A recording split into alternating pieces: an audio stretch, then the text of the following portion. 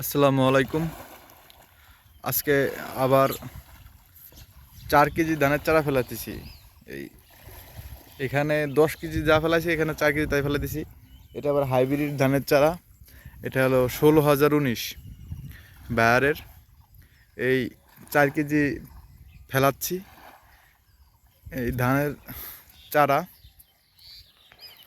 বীজতলা রেডি করা হচ্ছে এখন। এই বীজগুলো এখন ফেলবো। এটা ফেললে আর কোনো মান নেই।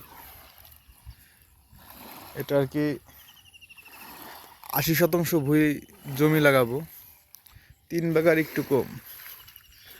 এখানে চারাগুলো অনেক সুন্দর হয়েছে। এটা উঁচা নিচা হয়েছিল, পার গাড়ায় কিছু একটা আর কি পড়ছিল, একটা দিয়ে একটা উপরে।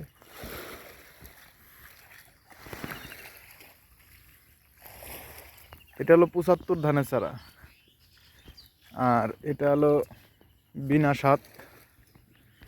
এটাও বিনা সাত। এই যে আজ 3 দিন ধরে দিছি, এটাও বিনা সাত।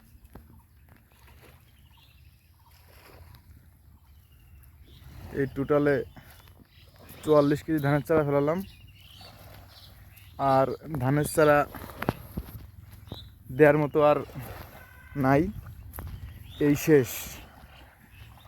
7 থেকে 8 দিন পর থেকেই যে ধানের চারা এগুলা লাগাবো। এই মরিচের এই জমিতে এখানে ওষুধ দিছি, এটার পাশে আর ওই পাশে মুড়ি কাটা লাগাইছিলাম, ওই খেতে লাগাবো।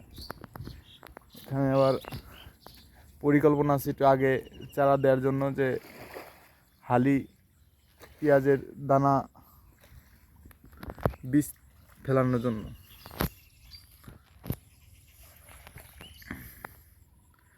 রবি মই দিতেছে, একটু পরেই মই দেওয়া শেষ হলেই ধানের বীজ ফেলাই দেব।